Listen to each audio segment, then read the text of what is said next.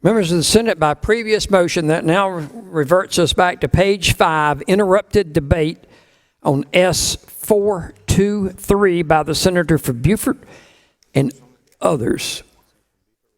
Under the previous motion, the Senator from Beaufort retains the floor. Senator from Beaufort, what purpose do you rise? Request State your unanimous consent request. to distribute materials to the body. Without objection, distribute material to the body.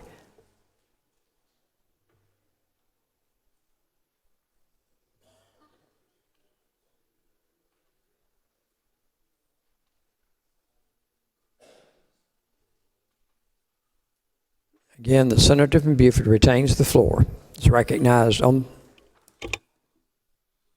Mr. President. Senator from Beaufort.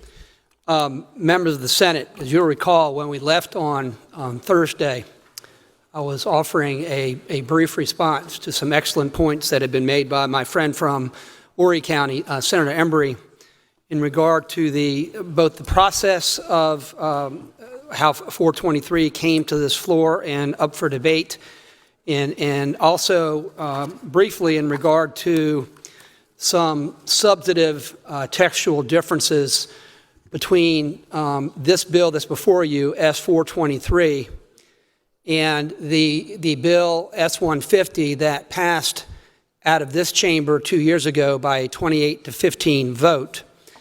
And those differences had previously been gone over, or some of them anyway, with Senator from Anderson walked me through a side-by-side, if you'll recall, of the various differences between the two bills. Had a good dialogue with him back and forth. I think he's going to offer up some amendments to address some of the things that he saw that he felt needed to be brought back to 150.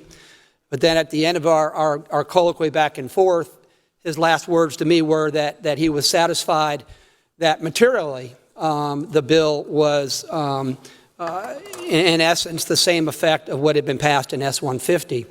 But in fairness, Senator from Horry raised some good points in regards to we need to have a further exposition and explanation of what those differences are.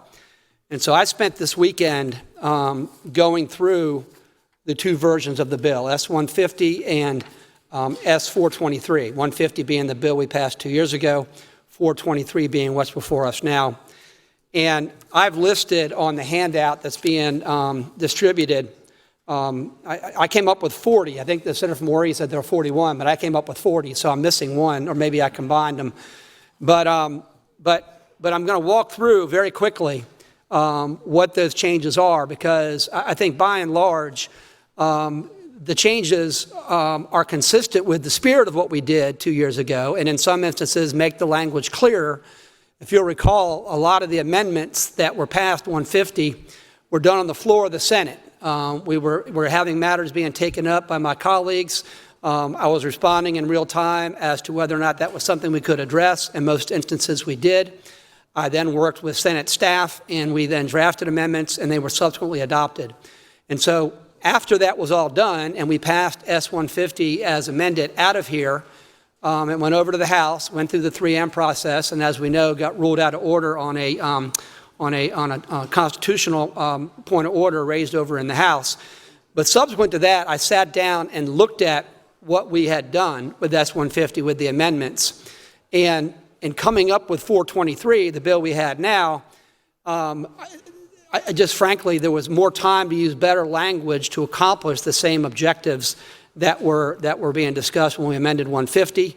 There were some instances where we needed to have what was amended placed into another section of the bill. In other instances, it maybe needed to appear in multiple sections of the bill instead of just one. But I want to walk you through very quickly, as I say, those changes that the Senator from Horry rightly pointed out last Thursday. The first one is in regard to tightening up language. And Senator from Charleston, this goes to one of the points that you were making. 150 described the THC as being Delta 9 THC. This particular bill, s423 deletes that adjective delta 9, so that anything that is THC, including delta 8, would fall within that definition. So it was an effort to be more inclusive in terms of the regulation in this space. Now, I've had a conversation with a senator from Charleston, and I'll go ahead and make public the commitment I made to him. He feels, and rightly so, that this whole Delta 8 area needs better regulation. So, some statutes that were passed, or a statute that was passed in the immediate aftermath of the Federal Farm Act, which allowed hemp products having no more than 0.3% THC, or having that or less, was authorized to be grown. Quite frankly, and I'll take some ownership of this, that statute could have been drafted more clearly.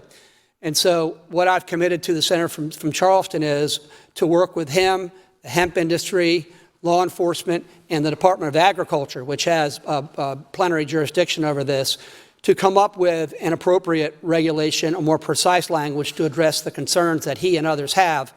And I have made that commitment to him to take that up when the bill comes back from the House, and I'll be happy to co-sponsor that amendment with him. So I wanted to make public what I had mentioned to him. So I think this does constitute a vehicle through which that particular ambiguity can be addressed, given some more input. But again, the first change in terms of taking out that adjective delta 9 for THC was meant to be more inclusive in regard to DHEC's regulatory authority in this space. The second is in regard to how cannabis products that are authorized under this legislation to be consumed. It stated in 150, any method of ingestion, and ingestion certainly is one of the modes of consumption, but there's also non-ingested modes of consumption, for instance, suppositories. So we changed ingestion, any method of ingestion, to any method of consumption. Consumption being the broader language to encompass all the authorized ways in which the medical cannabis product can be consumed under this legislation. The third is in regard to, and I think the senator from Anderson asked me about this, or maybe the senator from Horry did, talked about adding rosin and syrup, which are authorized ways of consuming, but by not having those specific modes of consumption listed within the definition of medical product, all the restrictions we have in regard to forms and appearances and flavors and not marketing to children could arguably not be applied to that. And clearly we want all those things that we debated in regard to not marketing to children, not having something that was inordinately sweet or appealing to children. We obviously wanted that to apply to all cannabis products were consumed. And so that's the reason for adding within the definition of cannabis products rosin and syrup to make clear that they can be similarly restricted to the other forms of consumption that are in this bill. Point number 4 is something that the, I want to say Senator from McCormick, that's not right. I think it's the Senator from Greenwood now. He had some questions in regard to no more than 2 acres, and I think he was envisioning in his mind, and fairly so, because 150 wasn't as specific as it needed to be, acres and acres of cannabis fields, and he wanted to constrain that. And so I agree that we need it constrained, but this particular bill doesn't contemplate outdoor growing at all. It contemplates secure indoor growing.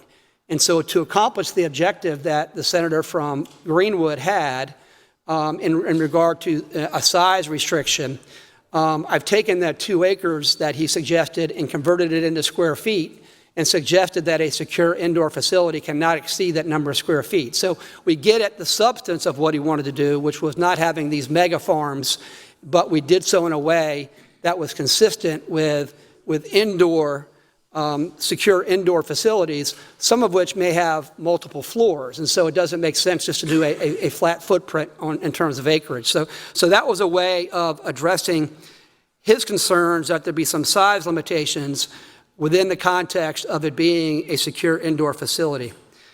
Number Number 5 on here is I would consider this to be a technical thing. It allows transport to be a list of what a cultivation facility can do with the cannabis product, and that's important because with non-vertical integration or with horizontal modes of production, you're going to have a cultivator transporting it to a processor, and then a processor transporting it to a therapeutic medical cannabis pharmacy.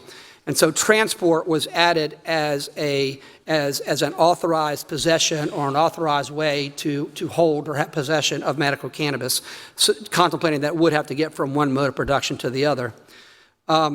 Paragraph number 6, again, goes back to what I said earlier about Senator from Greenwood's concern about large-sized farms.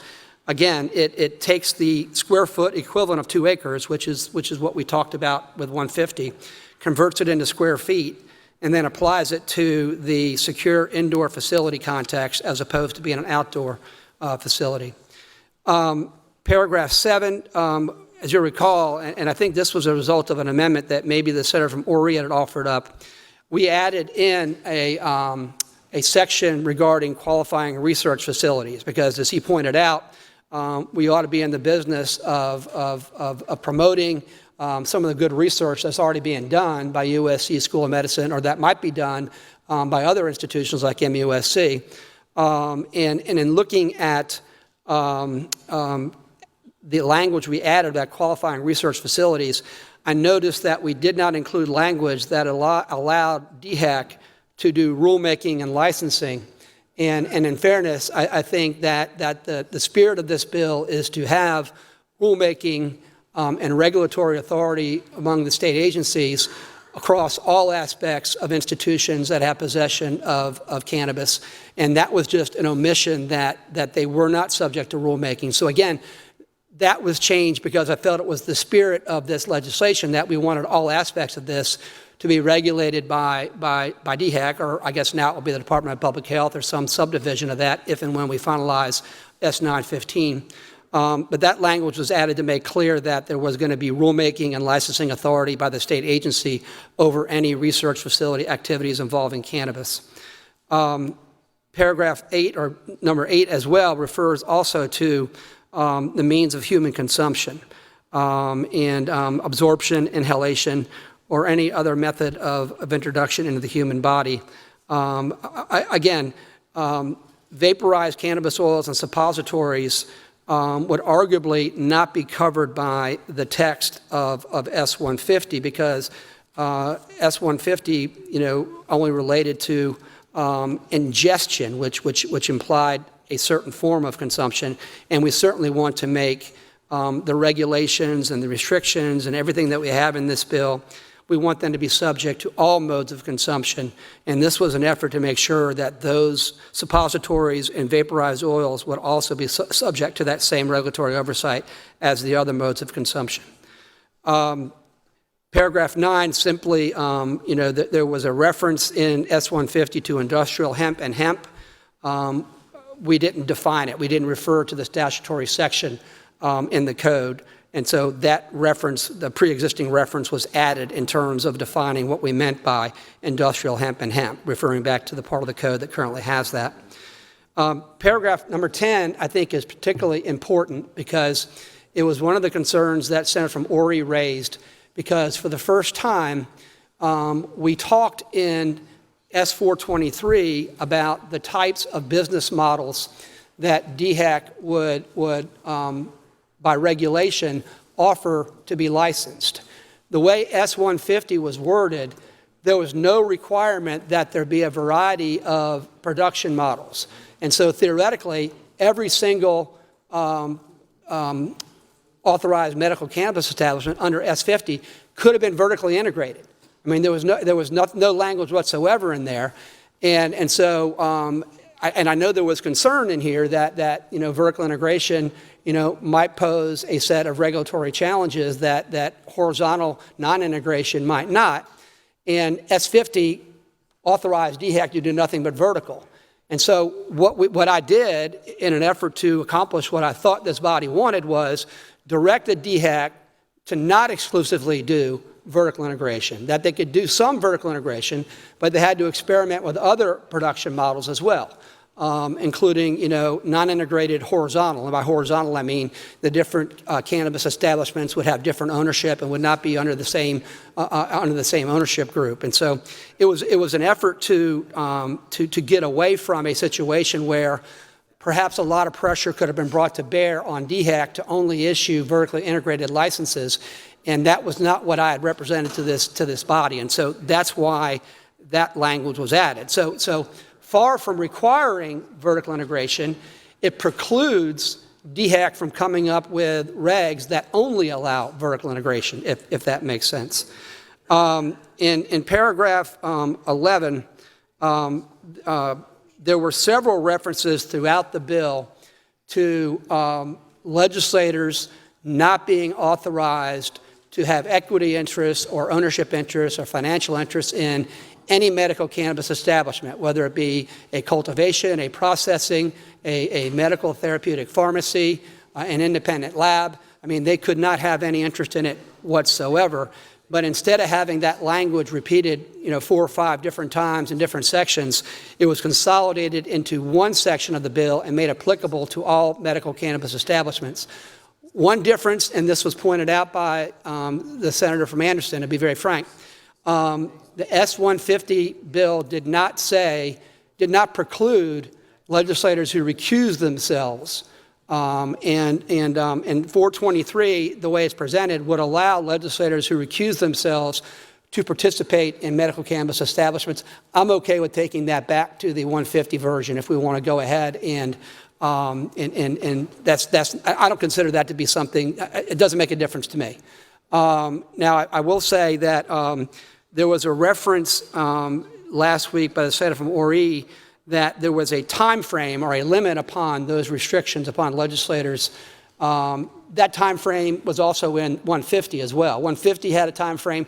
The only difference is it was updated, by a couple of years to account for the fact that it's been 2 years since we took up S150.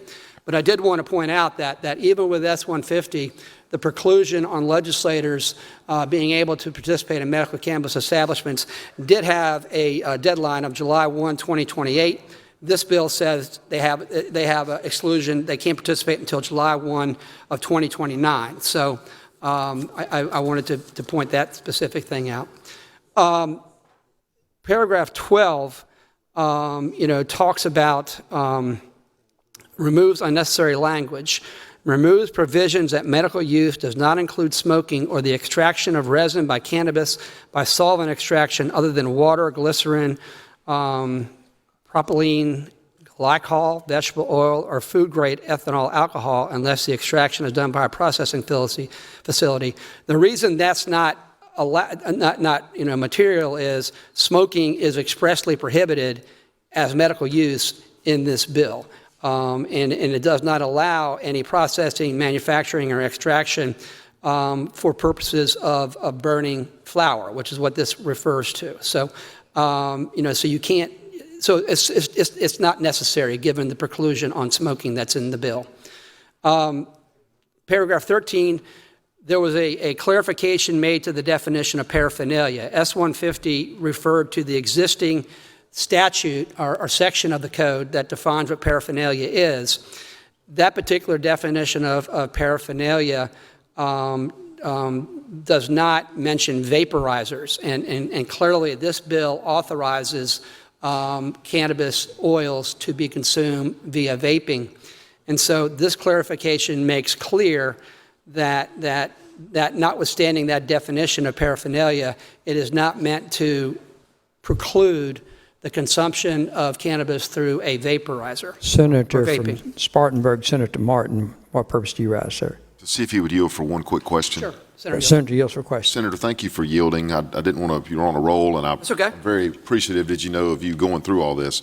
But when you mentioned vaping, I just wanted to make sure that I know I worked on an amendment with the bill last year that made the vaping a sealed system to where nothing from medical cannabis could be transplanted in a jewel or any other kind of vape stick that a child might pick up from somewhere else. Is that still correct? It is. In fact, we have 2 pages worth of best practices and restrictions in regard to safe vaping as a result of you raising that concern 2 years ago. Because as you recall, 2 years ago, there were some stories out there where there were injuries and people were misusing it. So we went back in and really provided some tight regulations in regard to vaping.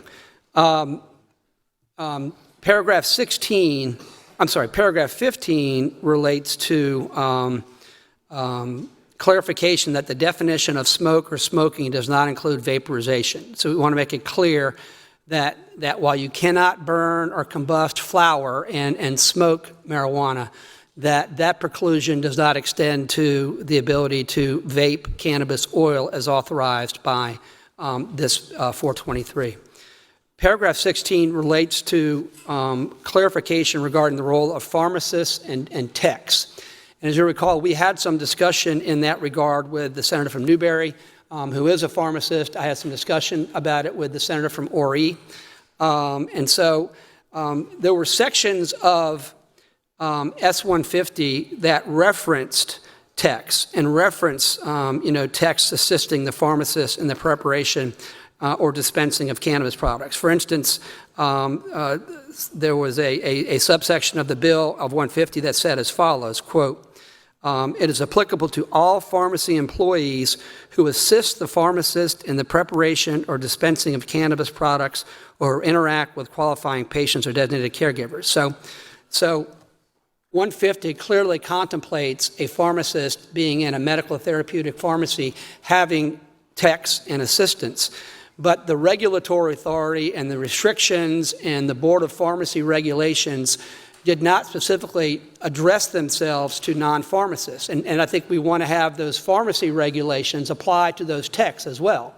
I mean, and so this bill was, in 423, there were more specific references made to techs to make it clear that they were also subject to the supervisory authority of the Board of Pharmacy, not just the pharmacists, but also the techs that were in there, and that they be subject to regulations promulgated by the Board of Pharmacy. And that provides me with an opportunity to make what I think is another important point, and I made it a couple times last week, but it bears repeating. This is not the legislature's last bite at the apple. By design, this legislation contemplates DHEC, or the successor of Public Health Agency, promulgating regulations to carry out what we have authorized to be done in this bill. And of course, those regulations have to come before this General Assembly for approval. Similarly, in regard to Board of Pharmacy, it directs them to promulgate regulations, and those regulations have to come back before us.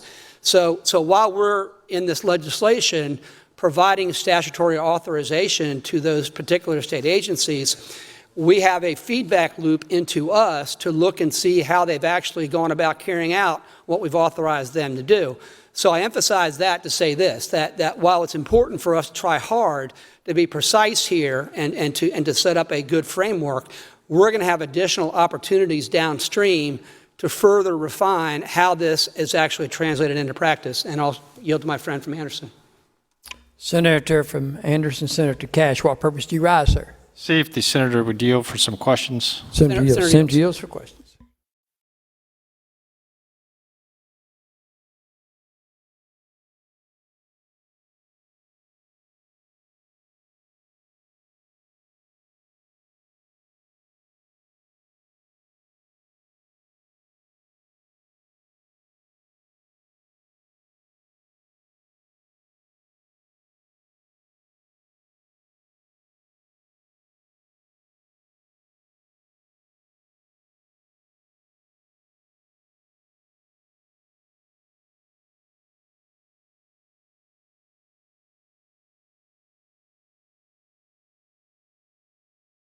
Under capital B are the requirements for consultations between a pharmacist and a cardholder, including when a cannabis product has not previously been dispensed to a patient. So did you know, Senator, that one of my concerns about this whole process is that someone who wants to become a cardholder, has a need for medical cannabis, goes to a physician who examines them and writes them something. I don't think it's a prescription. I think it's a recommendation or something of that nature, correct? That's an authorization or recommendation or certification that they have a certain qualifying condition. So they go with that in hand to what is going to be the therapeutic dispensary. Pharmacy, and they go in and here's where I think it gets tricky, and here's where I think there's a difference between what happens when you go to a normal pharmacy and what's going to happen when you go to the dispensary. And that is, when I go to a normal pharmacy, I've got a prescription that tells me you need so many pills, and, you know, they put them in a bottle. It's very specific. Yeah, it's very specific. It's very specific. Yeah. When I take a authorization, a recommendation from a physician, I'm going into a place that's going to have a myriad of products on the shelves that are ingested in a myriad of ways, whether it's vaping or eating a brownie or a rosin, a syrup, an oil, a tincture. I'm lost, right? The person who's working there has got to look at that recommendation and has got to help me figure out what is it that I actually want to buy here to try out, to see if it's going to help me. And what is your condition? Because certain conditions may be conducive to a higher THC to CBD ratio, and others may be conducive to the converse, a CBD ratio. So you're right. There's to your point that I think you're making. You're absolutely right. There is a greater degree of diligence that has to occur between a pharmacist interacting with a cardholder in this context than perhaps in the traditional prescription drug context, because as you say, in that latter instance, the doctor is going to be giving a prescription drug with very specific dosage, and so there may be some consultation with that pharmacist on the dispensing level, but there's a higher degree of guidance given at the authorization medical level. So I think I take the point that you're making. Well, did you know that what concerns me and what I'm not clear about, and I'm asking you to clarify, is that when I read the regulations that have to be promulgated, under number 9, it says requirements for consultations between a pharmacist and a cardholder. It doesn't say between a pharmacist or a pharmacy staffer. It's the pharmacist and a cardholder that have to have that consultation. But when you were just explaining in an earlier portion of this bill a change that had been made and the way this all works, which is what I'm unclear about, in your understanding of the bill, if someone comes in with the authorization, do they have to talk to the pharmacist to figure out what it is they're going to take, or can they just be assisted by a staffer who maybe has had very minimal training? No. Yeah. How is it that you believe this is written? They must, well, the way that it's written, and I'll start with that, then maybe I can expand upon that.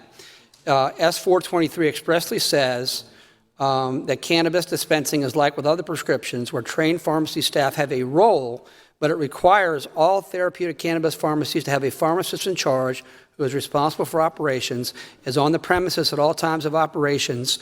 And if it's not clear, we can make it clear that there has to be a consultation between that pharmacist and that qualifying patient at that level. I think otherwise, to your point, it may be a situation where the patient's not getting the kind of counseling or expertise that's very necessary. But additionally, what the bill provides and addresses your concern somewhat, but we can address it further, is a pharmacist is vicariously liable for everything that their staff does. And if, in fact, that pharmacist is not involved in counseling or interacting with the patient, that gives rise to a negligence claim. And the statute or the bill expressly provides that nothing herein insulates a pharmacist for being sued for violation of best medical practices. So what I'd be happy to work on with you is both in terms of those sections which talk about what a pharmacist has to do in terms of interacting with a patient, working on language that perfects that, but also in regard to the regulations that are promulgated by the Board of Pharmacy to make it clear that those regulations require there to be that personal interaction as a component of what constitutes due care in that space. Did you know, Senator, I'll be happy to work with you on that. I understand that the pharmacist in charge is liable Yeah, I understand. for what goes on under the roof, but I think my position right now is that because of the unique nature of the fact that the product comes in various forms, and it's in my opinion, what I just call a right to try approach. I'm going to try a brownie this month, and if that doesn't work, I'll try some oil next time, right? I mean, this is a little bit subjective, is it Well, not? one of the things we can do, and I'm thinking out loud here, is in directing the Board of Pharmacy when promulgating regs, which will come back before us, that one of those regs has to be a pharmacist consulting with the patient in regard to the different modes of consumption, different absorption rates, different, how long it lasts or how long it takes to last. I share your concern here or observation here, and because I view cannabis as not being harmless. Okay, I view it as being something that you need to take extreme care in regard to, both at the physician authorization level, which is why we have so many due diligence requirements there, and also, quite frankly, at the dispensing level, at the medical therapeutic pharmacists. I want professionals involved because excellent points are being made in regard to marijuana can be very harmful to somebody, particularly somebody who has a pre-existing, mental disorder or a substance abuse problem. It can exacerbate that problem, and there are instances where there can be psychotic breaks. I mean, these things happen. Medicines, anytime you take something into your body that's going to alter the way your synapses are firing or alter your endocannabinoidal system or materially affect the way your body functions, you're going to have, in my opinion, okay, medical supervision on the front end that's real, not perfunctory, and medical supervision on the dispensing end that's real and not perfunctory. So I share your desire to make clear that this simply can't be a situation where a patient or a card holder can walk into a medical therapeutic pharmacy and just simply go to the clerk that's up there and say, hey, I want some of that vape oil there, I want this. I want there to be a level of diligence there, even if it's redundant, okay, where the pharmacist has to consult with the patient and they arrive and they have that discussion. So I don't disagree with you at all, because your point is it's a lot different than with prescription drugs, because that on the front end, the doctor is much more specific than in this situation where it's going to be by definition a little more vague. Well, Senator, at some time here we can get together and maybe the staff can help us to make sure that that is in fact what the language requires. That's the way it reads in this regulation requirement, point number 9, right. Requirements for consultations between the pharmacist and a card holder. And I think that's the way it should work. Once you've talked to the pharmacist and you've agreed, he thinks, oh, you should probably try the oil. Now take this up to the clerk or the staffer and they can check you out. That's one thing. The staffer who's not a pharmacist saying, well, I like this product, and my friend likes that product. Why don't you try this product? And I don't want that either. I don't want that. I don't want that either. And I think one way we could get at that is by breaking down what consultations consist of, be specific in regard to modes of consumption, and then be a little more declarative about how just simply rely upon text to relay that information does not discharge a pharmacist in charge of his or her responsibilities. But I share your objective here. Thank you. I don't know if the senator from Ori had a question, but I'm happy to yield if you do. Okay. Trying to figure out where I was. Okay, I think I'm on paragraph 17. It removes compounding cannabis from the list of what's allowed at a therapeutic cannabis pharmacy. This bill doesn't contemplate a pharmacist compounding. It contemplates a processing facility putting the medical cannabis into a consumable form, labeling it, putting the ratios on it. It doesn't contemplate a situation where the pharmacist, like he or she does now, they can engage in compounding and taking two different authorized prescription medicines and then using they still use a pestle? I don't know. I don't see Senator from Newberry, but do they still use that pestle to kind of grind them up and do that? I guess they do. Danny, do they use them? I don't know. Oh, okay, more on the pest. Okay, all right.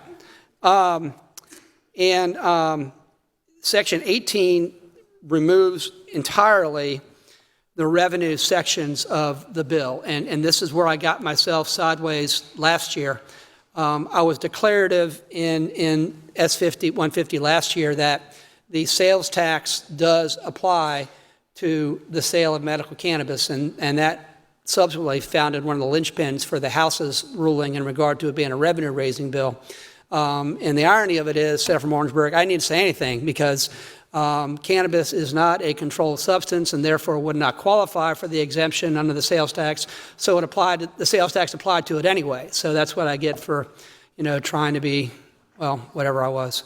And the other thing that I got wrong with 150 is I didn't have the revenues that were raised either through fees or through a sales tax solely dedicated to defraying the cost of administering this program. I had it going into, I believe it was called a medical cannabis fund, which then called for some money to go to universities, some money to go for SLED. And again, it started to veer toward more of a revenue-raising appropriations bill. I accept service on that, but all those particular provisions were deleted. As the Senator from Ori pointed out, there were some changes made to the advisory board members. Specifically, there were 2 new advisory committee members appointed, each by the Senate President and the Speaker of the House. The reason for that, in my notes, was a concern that in regard to new products being approved for medicinal use, which the bill contemplates, this board being able to do that the legislature wanted to have more of a say in regard to that process. And so that's why I added additional advisory committee members appointed by the Senate President and the Speaker of the House. It was a way to give the legislature some say in regard to what that advisory board did. And another change, and quite frankly, I don't really remember why this change was made, but on number 20, it allows a possible second 2-year term on the advisory board instead of 1. So S150 said that somebody can serve on this advisory board for 1 2-year term. S423 says that that person can serve for 2 consecutive 2-year terms. There were some questions in regard to 21, removing references to physicians' warning about product variability. And I kind of did, a dive in the etymology of how this phrase got in the bill. And it came in the bill back in 2014 or 2015, back when raw cannabis or cannabis flower, that was a legal means of consumption, that you could burn flower and smoke cannabis. And in that context, there is great variability associated with that cannabis product. You don't know exactly what it's going to be until you combust it or you burn it and smoke it. But now, since we've moved to oils and solvents and tinctures and things of that nature, we've imposed instead a very specific variability restriction that it cannot vary from a standard of deviation away from 10%, which, as the Senator from Newberry said, that is the standard in regard to controlled substances, 10%, and even as to generics, it's allowed up to 20% variability. This legislation or this bill requires there to be only a 10% deviation tolerance. So, as a consequence of moving away from a situation where you're burning flower, which may have a wide variety of effects, and having the physician warning the patient about the variability, about the concentration and quality of that product, since we have moved to a mode of consumption that requires independent labs to do analyses and then to label it with specific ratios, it was felt like we didn't need to have that. If we want to add that back in, I'm fine with that too, having a physician say, look, even with these products, even though the law says there can't be more than a 10% standard deviation from what's labeled, There's always a chance, I guess, that that's not correct. If we want to add that back in, I've got no problem with it. But that's the reason it was deleted, because we had moved away from a situation where burning a flower was a authorized way of consuming cannabis. Senator from Anderson, Senator Cash, what purpose do you rise, sir? See if the senator will yield for a question. Senator yield for a question. Senator yields. Senator, where is the section in this bill about the 10%? It must be within the 10%. Yeah. I don't know where that's at. I'll find it for you, Senator. I'll find it for you. I mean, I do have an amendment prepared to put this variability warning back into the list of warnings. That doctors give, yeah. Because I just don't know where this 10% tolerance you're talking about is identified. I think it's later on in my summary here, but if I don't get to it, remind me That's back and I'll fine. go back into the bill itself. And maybe in the meantime, somebody from staff can look and see where the 10% language is. But no, I think you're right. I mean, if you're going to add that back in, the physician's diligence requirement, you ought to refer to that particular section of the bill. That's a good point. In regard to, where was I here? Okay, 22, removing duplicative language in physician's warning. There was a reference, there was a deletion of a phrase that talked about physicians requiring patients about, quote, potential exacerbation of psychotic disorders, adverse cognitive effects for children and young adults. But that's already in the bill one time already. That was simply a duplicative phrasing that was taken out. It's not like, we're taking out, physicians no longer have to do that in connection with their diligence and authorizing a patient to use cannabis. It's just not repeated twice. But there is very specific language in regard to what a physician has to do in regard to that particular instance. And I would say that is, I'll give you the exact language. It's in section 44-53-2050, subparagraph, so many different subparagraphs here. I think it's large subparagraph A, but it's on page 11 of the printout. And it talks about the need for a physician to advise of the risks of cannabis products, to include the risk of cannabis use disorder, the risk of adverse events, potential exacerbation of psychotic disorders, adverse cognitive effects for children and young adults, and other risks, including falls or fractures. So again, I wanted to make clear that the removal of certain language from 150 didn't relate to the removal of the requirement that a physician has to provide warnings. It institutes a duplication of that particular warning requirement. The next is in regard to 23, and we talked a little bit about this with Senator Cash, I believed, in regard to the Georgia instance where the DEA came in and they actually went to pharmacies like Walgreens or Publix that were purportedly being given authority by Georgia to dispense medical cannabis products. The DEA came in and said, no, we have jurisdiction over spaces that dispense controlled substances.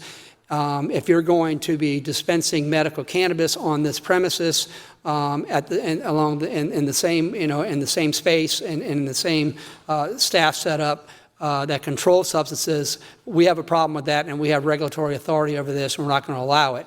However, other states, at least 2 or 3, have had very successful medical cannabis therapeutic pharmacy programs that do not fall within the traditional pharmacies, that are separate and distinct, that the DEA does not have regulatory jurisdiction over them because they're not controlled substances. And so wanted to be clear in regard to where the DEA has jurisdiction and where it does not have jurisdiction. 24, in regard to tightening up, this is actually something that was done in 3M to S150 after it passed here. I went over to 3M. SLED had requested an amendment that required all caregiver applicants to provide a complete set of fingerprints for a state criminal records check and national criminal records check for which the applicant must pay the costs.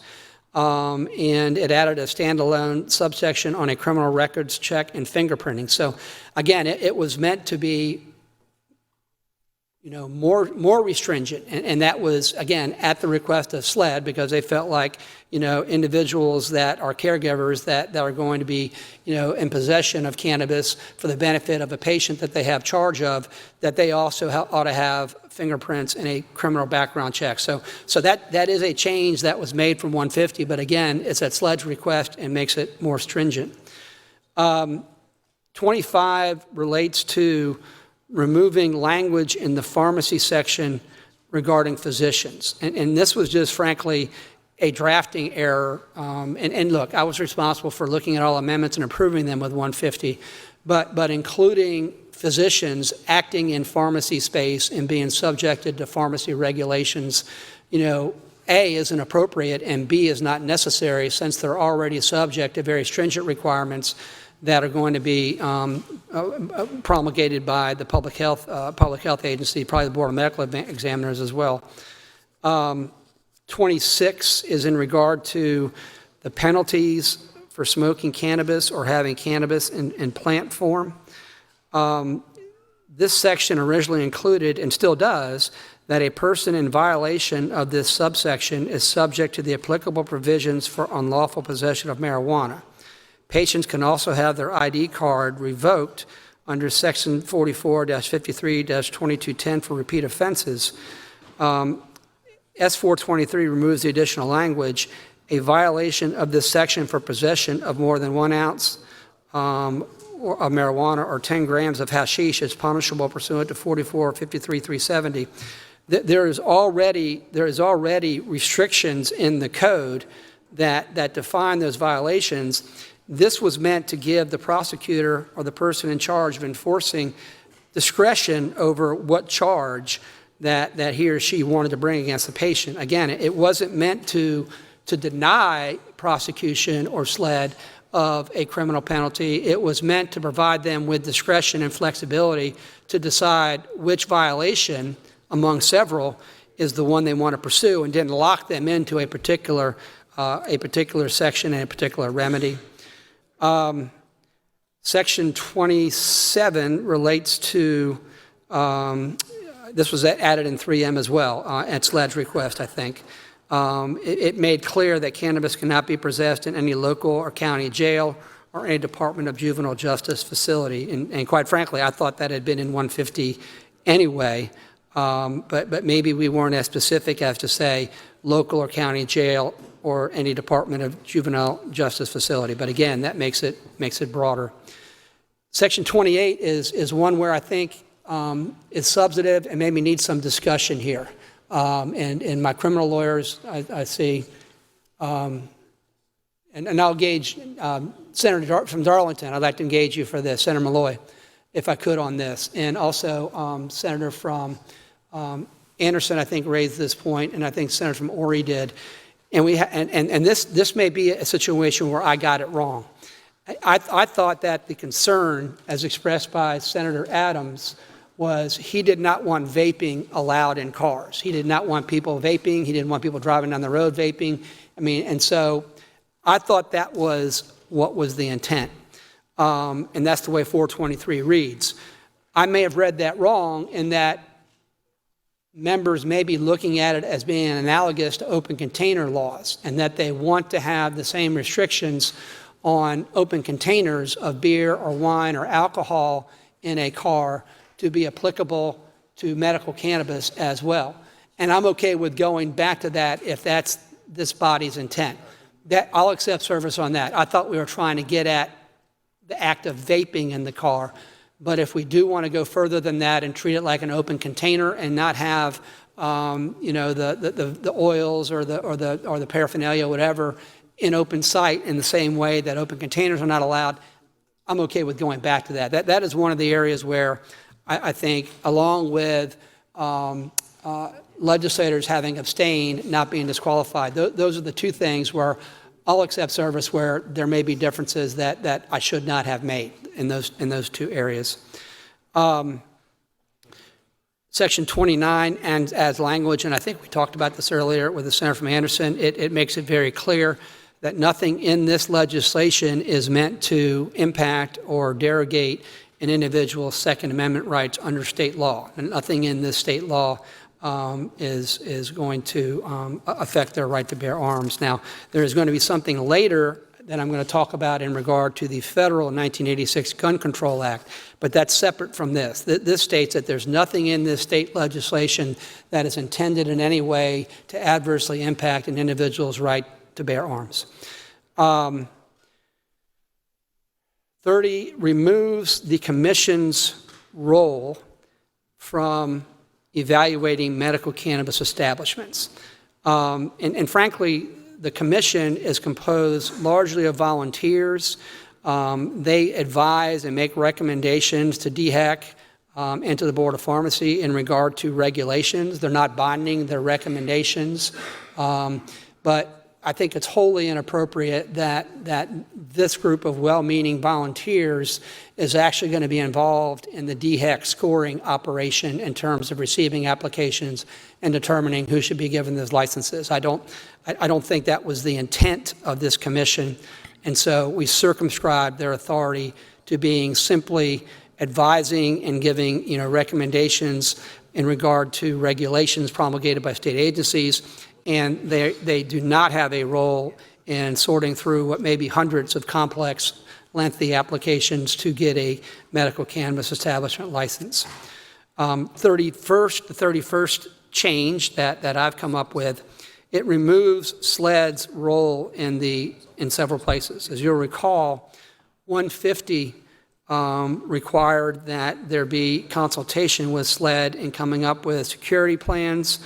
And really, this is where the language in regard to a private security expert in good standing crept into the bill. The Senator from Maury indicated that correctly that was the first time it had gotten into 423. Before we looked at law enforcement, and now all of a sudden we have as an option, the private security expert in good standing.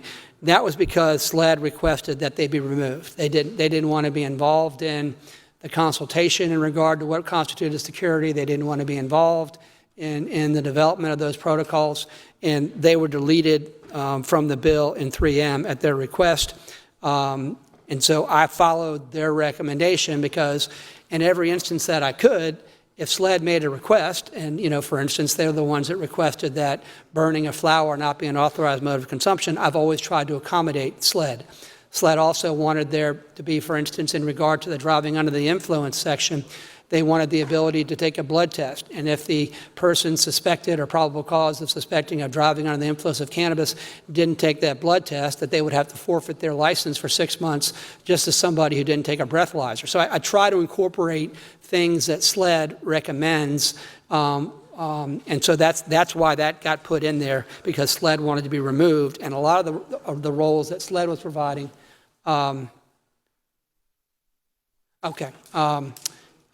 Senator Cash, Senator Anderson, the tolerance range is referenced in section 44-53-2490, subparagraph C, subparagraph I, subparagraph small b. And I'll give this to you afterwards. So that's the reference to the range tolerance. 32, again, I talked about this earlier about the mix of production models and trying to avoid undue market concentration. It allows DHEC to impose a reasonable cap on the number of medical establishments a person or entity may hold more than 5% ownership interest in, both in any region and statewide, to avoid undue market concentration. Again, one of the takeaways from the debate of S50 on the floor of the Senate was a concern that some very large operators were going to come into this space, control this space, and it was the feeling of this body that we would be better served not to have a single entity coming in here, but rather to have a diversity of operations. And so to implement what I consider to be one of the public policy concerns we had, that language was added. And again, it was added, and if I'm wrong in that regard, and if we don't have a concern about large operators, I'm glad with taking that out. And in fact, in that regard, I'm happy to work whatever the will of this body is. But I wanted to give you the reasons why that change was there. I was trying to accomplish what some of the concerns expressed on this floor were. Number 33, it's in regard to seed to sale requirements, and it tightens up the language because a lot of the seed and sale requirements, and that's the tracking system whereby you know where a cannabis product is at all stages, from the time that it's planted to when it's grown and harvested, so to speak, from the time it's then sent to the processing facility to the time that it's then given to the medical cannabis pharmacy. You've got a way of tracking it at all times. There was a reference in 150, however, in regard to that tracking obligation. It used words like lot and batch, quote unquote lot and batch.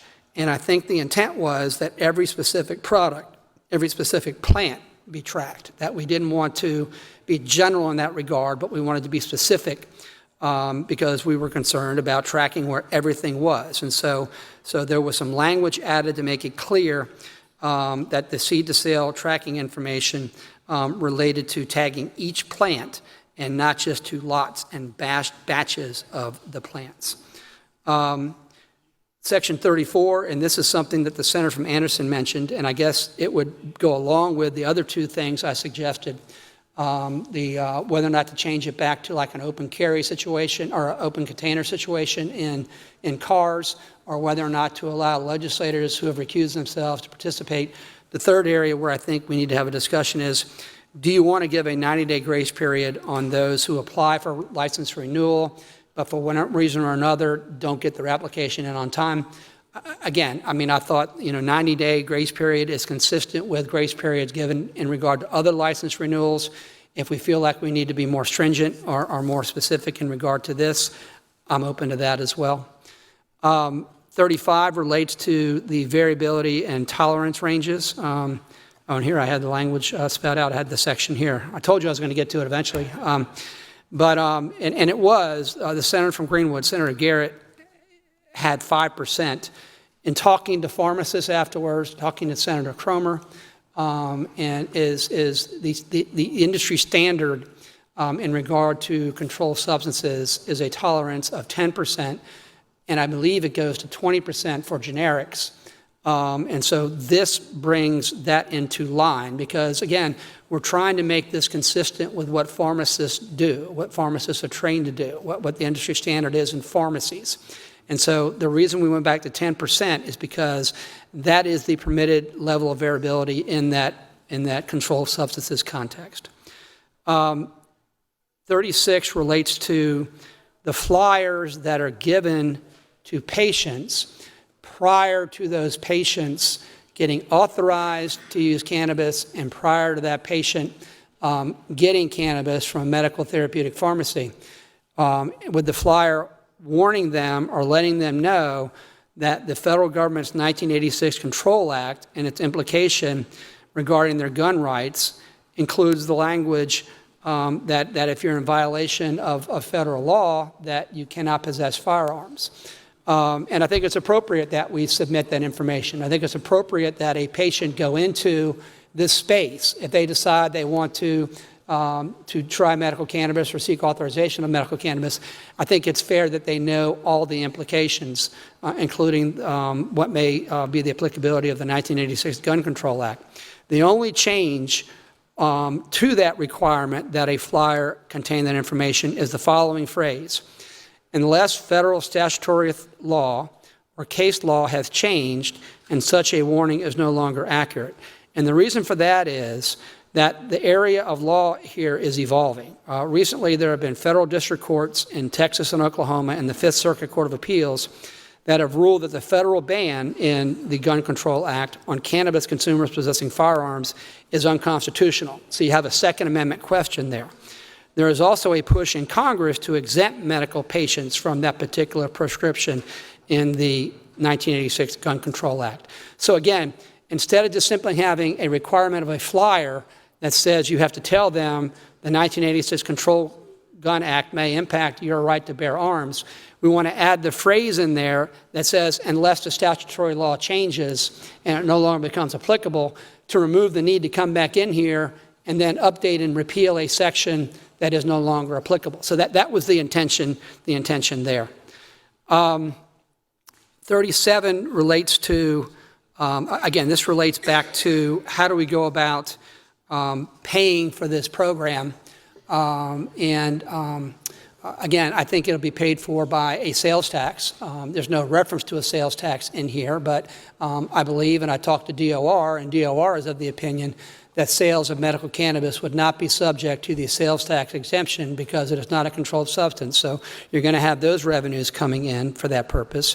But it also charges DHEC and the pharmacies with the ability to set fees that are commensurate with the costs of implementing, administering, and enforcing their obligations. And this is something that in LLR, what we've taken to do, and Senator Clymer does a lot of work with this, is making sure, and maybe Senator Bennett does as well, or maybe Senator Massey, making sure that the fees that are charged by an agency to pay for the cost of a particular program are only in an amount that is sufficient to pay for those monitoring or those implementation costs. In other words, you're not going to have a situation where fees are charged, which then subsidize activities that occur in regard to other industries or operations. And so it directs them to periodically adjusting their fees to make sure there isn't a surplus and to make sure you're not generating revenues beyond what's necessary to administer the program.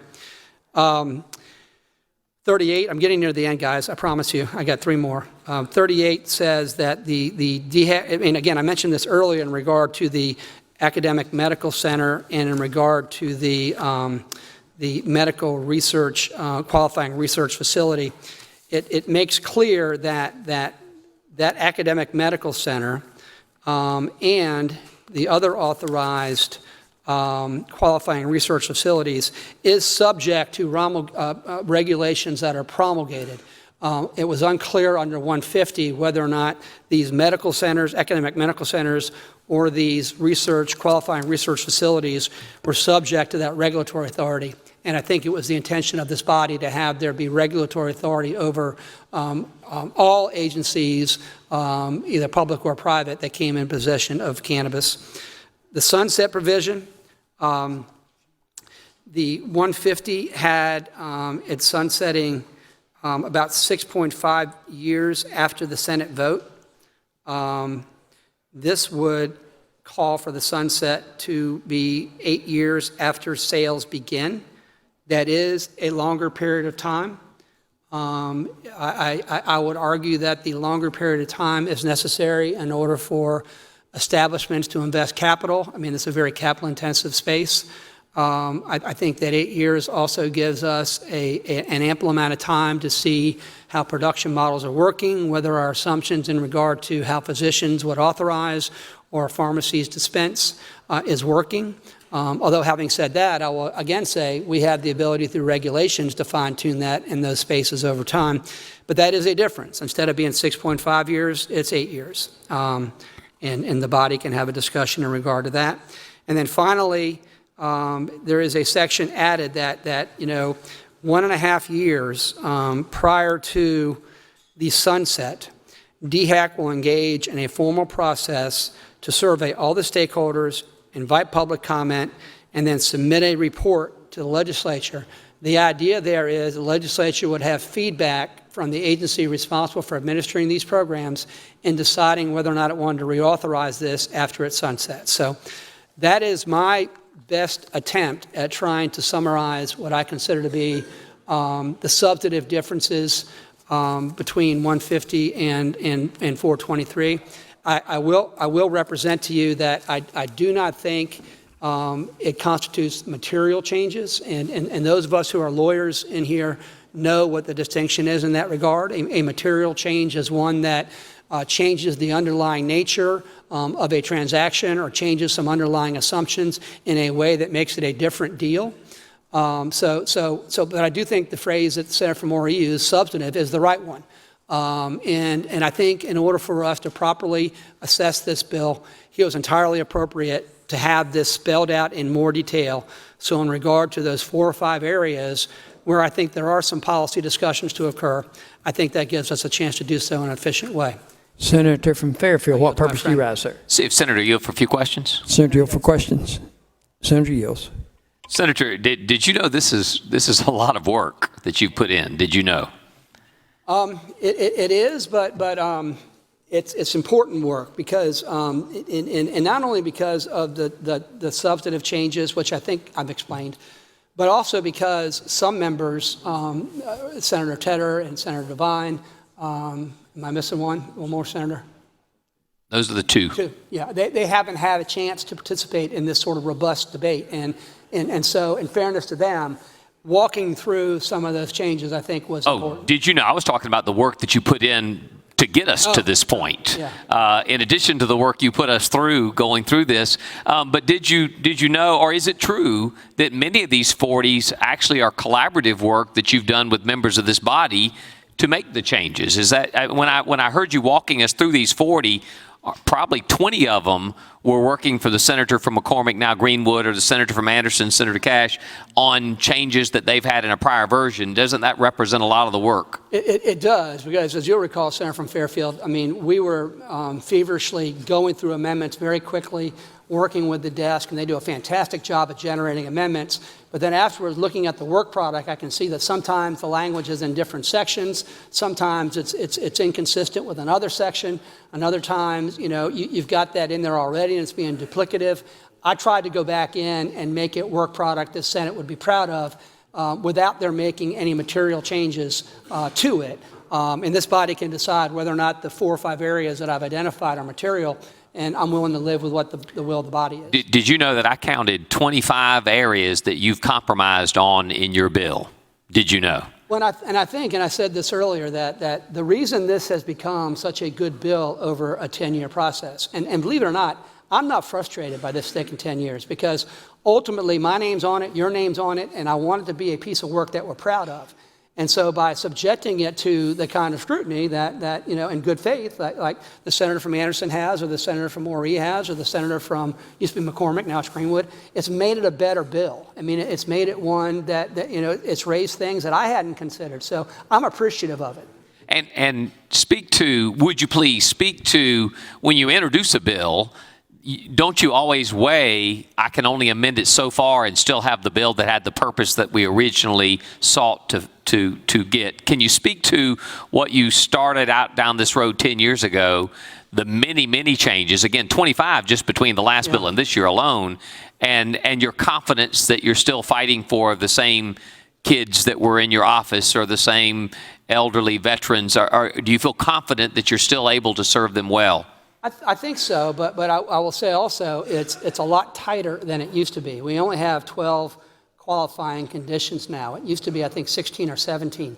And the reason I did that was I told this body that I was only going to offer up as qualifying conditions those for which there was empirical peer-reviewed evidence, and I wasn't going to rely upon, as other states have done, simply anecdotal things, because I was treating this like medicine. I was treating this like something that has to be backed up by science.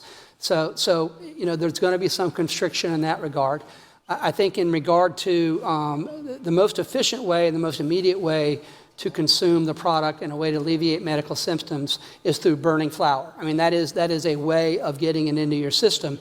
But look, I mean, as with anything else, we're balancing various desirable public policy roles. And so, SLED made a very compelling case for, if I see somebody that is burning a marijuana cigarette, I don't know whether or not they're doing it legally or not, because, I mean, if you make burning flour legal as a form of medical consumption, they may be somebody that's doing it for medical purposes, and I don't have reasonable probable cause to walk up there based on that. So the compromises I've made, as I've said before, it's made a lot of individuals, and again, I don't mean to be flippant here, in the grassroots community, yes, don't like this bill anymore, because I've been very frank about the fact that I'm treating it like medicine, And a lot of them have taken issue with me saying, why are you talking about how marijuana is so harmful? There's been 0 deaths from marijuana, and it's a plant that's out there. It's a natural plant.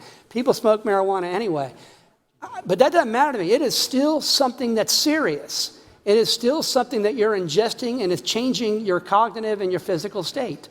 And there are enough instances of people consuming cannabis and having psychotic breaks or negative reactions that just reinforces that I think I'm right by treating this as if it's medicine. And in a way, I mean, some have said that this is opening the door to recreational use, that you're normalizing it and you're state sanctioning it. I think we're doing the opposite. I think we're actually saying to the public, this is a substance that needs to be monitored. This is a substance that you ought not consume unless you have a doctor on the front end and a pharmacist on the back end, and then a requirement that you go back to the doctor. I mean, I think it underscores to the public that we are treating this as something that is serious, something that is impactful. And I think that's the right way to look at this. And I realize a lot of my friends on my left, I don't know if it's left or right here, but a lot of my supporters of the bill from years past don't support it anymore. They think it's a step backwards because they think that, you know, the movement toward recreational use and the movement toward law enforcement really not enforcing this as much anymore, you know, the directive that Congress has given to U.S. attorneys, don't enforce these things anymore, that things are moving in the direction they want to move them. And so recreational users don't like this at all because it's recharacterizing it, and the state is saying it is a medicine for which you need medical professionals before you consume it. And should that not make some folks in this body feel good that some folks that might be looking to do something that was not the intent of the bill are afraid that it's too tight, which should be a symbol to us that we might be doing something right? Well, and Senator from Oregon made a very important point last Thursday, made several important points. But he said that the demographics on this issue are shifting. I mean, younger people think differently about marijuana than people my age. That's just a fact. And that eventually there's going to be so much demographic pressure, it'll be reflected in the positions that representatives and state senators take. And so the danger of doing nothing in this space is to invite being swamped with something that may be not to our liking. I think it's always a good idea to be proactive in regard to space and define the terms upon which you want to make this available. And so I think for that reason, I think it is a worthwhile endeavor. Did you know that as a teacher, the number one thing they taught you out of school was, on that first day of school, have the most strict enforcement of the strict rules as you can, and then as the year goes by, you might be able to open up some of those and be modified. I remember you saying that. You said that last year or something. There's some phraseology you used for that. But doesn't that apply to what we're talking about today? It does. If we do nothing, then when those demographics change, could we not be wide open to the abuse and the wild, wild west that some might fear? Because how much dialogue goes on right now between a physician and a patient in regard to the dangers of marijuana? How much discussion do individuals or young individuals or anybody, what sort of education do they get about the dangerous consequences of marijuana right now? I mean, there's really no meaningful dialogue in that regard other than campaigns about just say no, which I don't even think that's a campaign anymore. But on top of all of that, we're also addressing a very severe public health problem in that individuals who do access cannabis for medical reasons are buying it in an unregulated market, and in many instances getting it, you know, tainted or adulterated with fentanyl and something like that, and dying. I mean, so again, I think it's positive for many aspects, not only the compassionate care and not only the giving the relief that science now has moved on and declares it's conclusive. I don't think anybody seriously argues anymore that it doesn't. I think the concerns validly expressed are that there are some negative consequences with marijuana. It's not a panacea. It's not for everybody. It's not something that should be taken for somebody who has a mental disorder, because that could cause a psychotic break, which is why very specifically on the front end, a physician has to have that conversation, or that physician can be sued for malpractice. Okay, so I think it brings into this conversation, which is missing now, medical expertise, medical advice, and I think as a result, a lot better information in regard to marijuana is going to get out there in society. Absolutely. One last question. Is it true that you and I have talked about other states that have had varying trials with medical marijuana over the past couple years? Mm-hmm. And did you know that I visited some of those states? And some of the states I visited, the concerns raised in this body, I think, are very valid.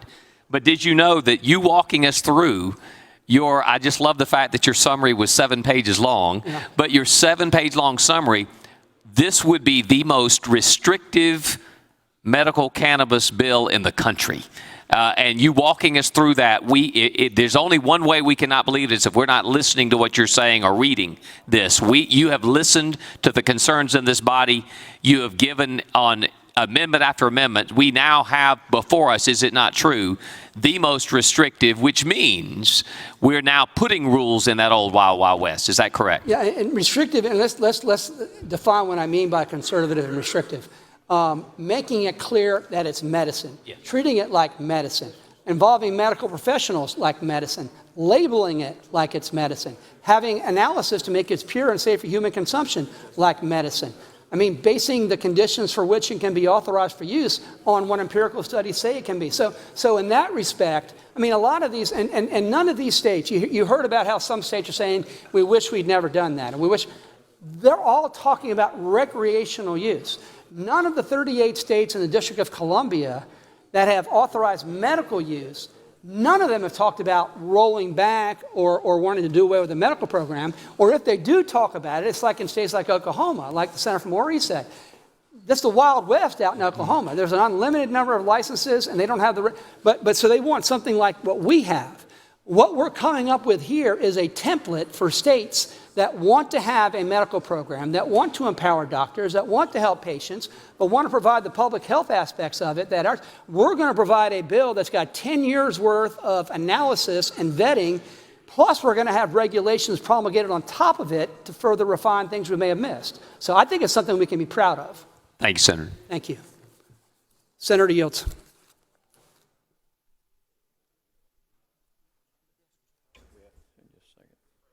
Senator from Edgefield, what purpose do you ask? Mr. President, a parliamentary inquiry. Are there amendments on the desk? We do, I'm informed that we do have amendments on the desk. Mr. President, there are some subcommittees that are scheduled to meet this afternoon that I think a number of us are interested in those subcommittees meeting, so we probably need to allow that to happen. But at the same time, I think there's an interest in the body to try to move this along. What I would like to do in just a moment is to ask unanimous consent that we give the bill second reading, withhold the roll call vote until third, carry over all the amendments, and allow for amendments on third for anyone who is interested in doing it, so that tomorrow we can take up those amendments and we give more time for a more thorough debate on those issues tomorrow. Senator from Colleton, what purpose do you ask? Parliamentary inquiry. State your inquiry. Was that statement a unanimous consent request? Or was that feeling us out? That was a discussion. If it does, Mr. President, Senator from Colleton. may I respond? Senator from Colleton. If it is a feeling us out at the appropriate time when he turns it into a unanimous consent, I would object.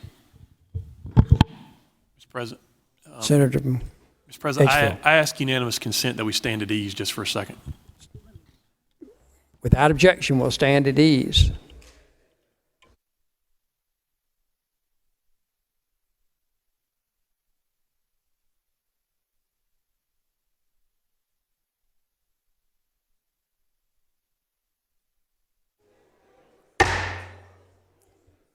Would the Senate please come to order? Would the Senate please come to order? The clerk will publish the next amendment. Next amendment is Amendment Number 2 by Senator Sin, previously carried over. Amends the bill, Section 4. Senator from Beaufort, what purpose do you ask, sir? Heard on the amendment? You're recognized on the amendment.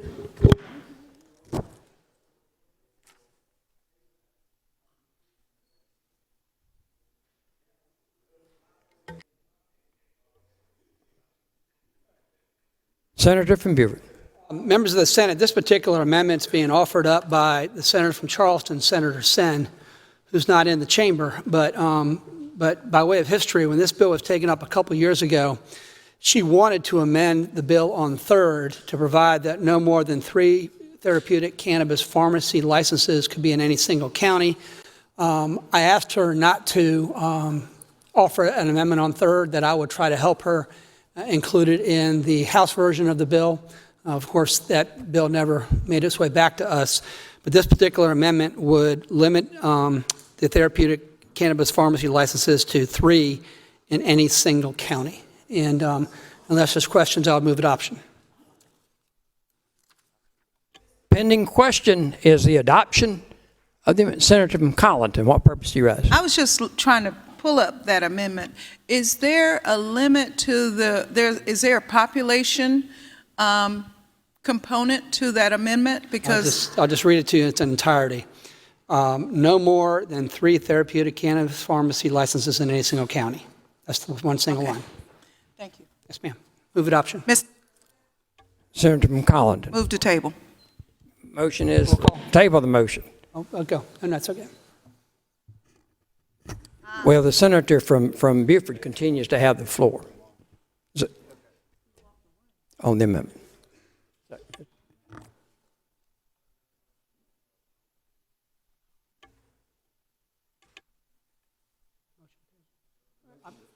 He's given up the floor. The motion to table. Motion to table the amendment. Those in favor of tabling the amendment would say aye. Aye.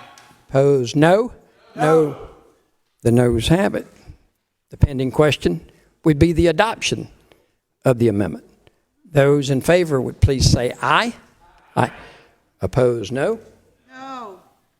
The ayes have it. The amendment is adopted. I would ask the Senator.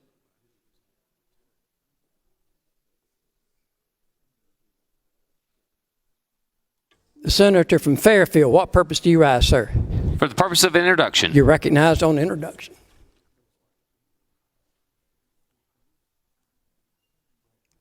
Senator from Fairfield. Thank you, Mr. President. Ladies and gentlemen of the Senate, we have children here with us today. So as we debate medical marijuana, we are excited to have some students from across the state, specifically the Low Country, to watch us in the great work that we do, admiring the work of the Senator from Beaufort and his time on that. These young people have been with us all day, either here at the State Board of Education, but we have the students from DALO, the Diversity Awareness Youth Literacy Program, and they're visiting both the State House and the State Department of Education today. We had a big State Board of Education meeting today focused on censorship and banning books in South Carolina schools, and we have a group of young people that came to testify. DALO is a student-led, diversity-themed book club and pro-literacy community service organization that's been profiled in the national media as well as across the state. These remarkable student leaders are representing 6 South Carolina high schools, and I would ask that they please stand when I call their school. From the Academic Magnet High School in Charleston, we have Dylan Ryan, Gabby Perrone, Graham Gregory, and Kate Salvetley. Let's give these students a round of applause. And representing the complete student in Beaufort, we have E.A. Church. Representing Beaufort Academy, we have Becca Bennett, Kate Brosnan, and Patrick Good.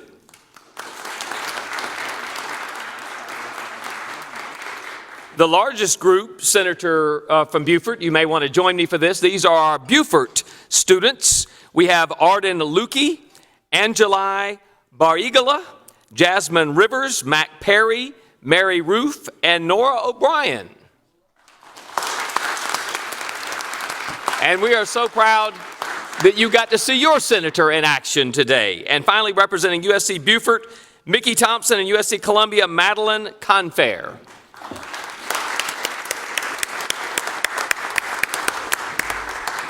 Ladies and gentlemen of the Senate, I want you to join with me in expressing the appreciation of these young people who have been following the work that we do down here in Columbia, specifically books and censorship that has been currently talked about by our State Board of Education, but also following the debate led by the senator from Beaufort here, even on medical marijuana. We congratulate you on being willing to stick yourselves out as the future leaders of South Carolina. We thank you for advocacy, your advocacy today in front of the State Board of Education, and we welcome you to the South Carolina Senate. Welcome to the Senate. Please stand and be recognized as a group. Thank y'all. Thank you for being here.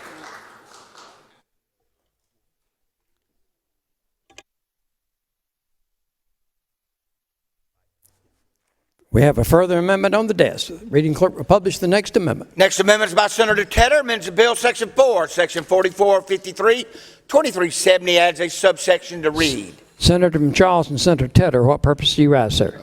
Mr. President, rise to be heard on the amendment. You're recognized on your amendment. Senator from Colleton, what purpose do you rise? Parliamentary inquiry. State your inquiry. How many bills are presently on the desk?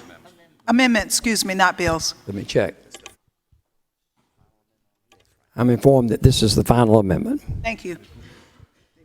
Senator from Charleston.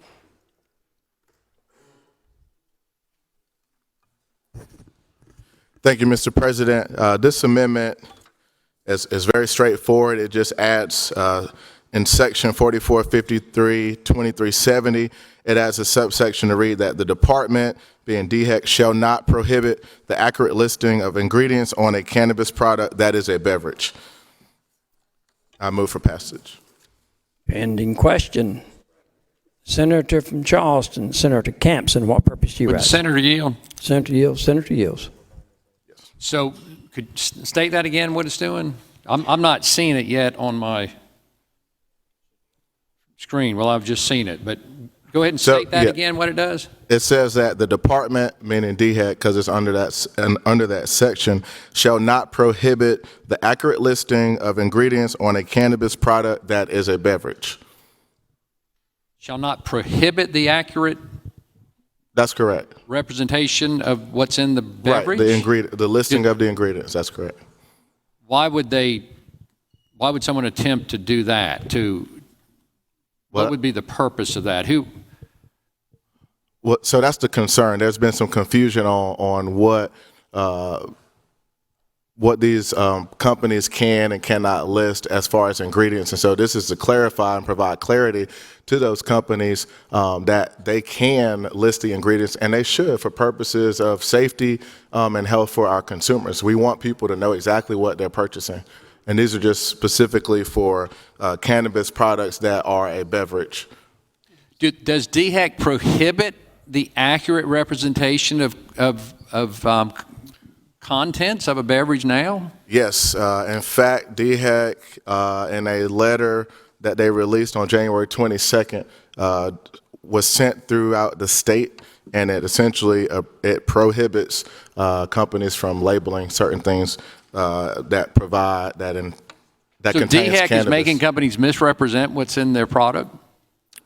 I'm sorry, repeat. DHEC is making companies misrepresent what's in their product? Well, that's the issue, because it's caused confusion with companies and not knowing whether or not they can list these ingredients. Well, DHEC needs a talking to if they're making people misrepresent what's in their product, it seems to me.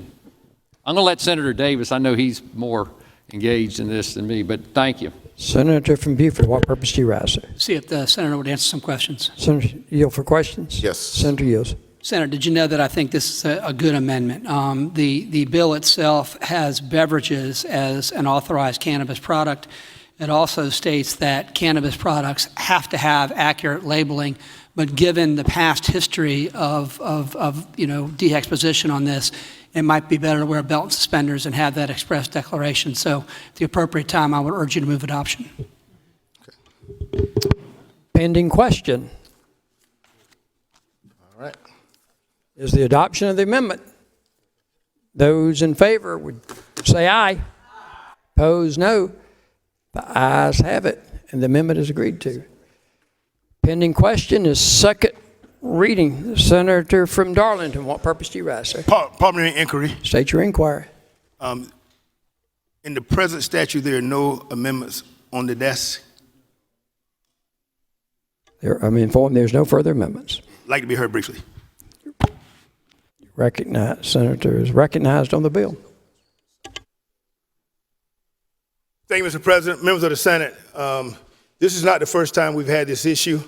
Appreciate watching the Senate at its best work within the rules and the process of the Senate. As we've always said, there's a way to get there.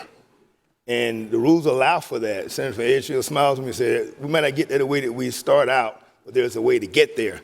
So now we see ourselves in a posture, I think it's the posture that where we started at a while ago, that we're going to give a bill second reading, sort of see what the votes are. I have one little problem with that. I'm going to vote for it.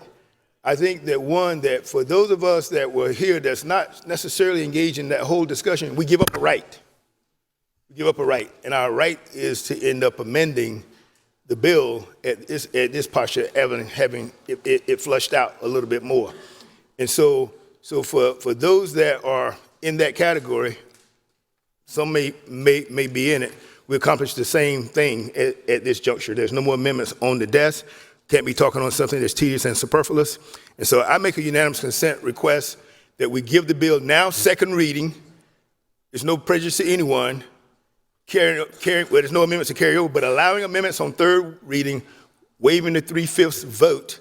Any points of order, anything else can be raised in on third reading, just like it's anew. And so that's my request, unanimous consent. Unanimous consent request, giving the bill second reading, waiving the 3/5 rule on third, and other objection is heard. Question is, second reading, the clerk will ring the bell. The reading clerk will call the roll of the Senate. This is second reading.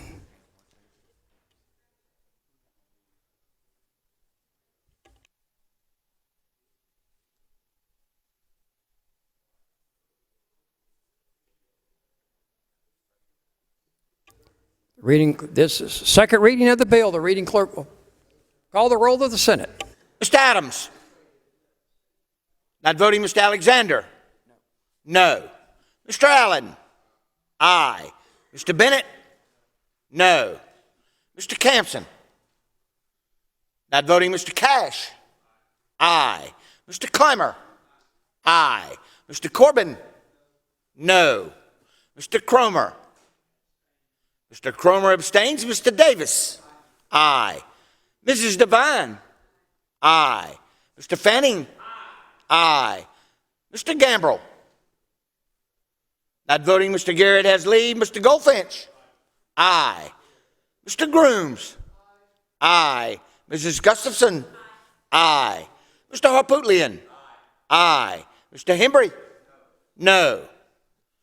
Mr. Hutto? Aye. Mr. Jackson? Aye. Mr. Kevin Johnson? No. Mr. Michael Johnson? Aye. Mr. Kimbrell? Aye. Mr. Loftus? No. Mr. Malloy? Aye. Mr. Martin? Aye. Mr. Massey? Not voting, Mrs. Matthews? Aye. Mr. McElveen? No. Mr. McLeod? Aye. Mr. Peeler? No. Mr. Rankin? Aye. Mr. Riggenbaugh? No. Mr. Rice? No. Mr. Sabb? Aye. Mrs. Sin? Not voting, Mr. Setchler? No. Mrs. Shealy? Aye. Mr. Stevens? Aye. Mr. Talley? Aye. Mr. Tedder? Aye. Mr. Turner? Aye. Mr. Verdon? Aye. Mr. Williams? Votes no. Mr. Young? No. Have all senators voted? Have all senators voted? Senator Massey votes no. Senator Campson votes no. Senator Gambrell votes no. Senator Adams votes no. Have all senators voted? Have all senators voted?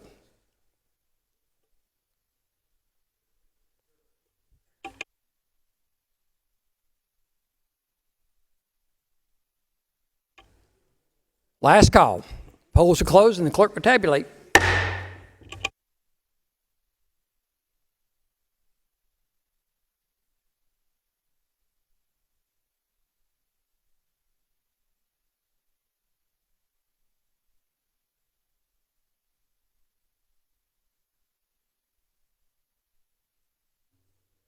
By a vote of 26 to 17, the bill is given a second reading.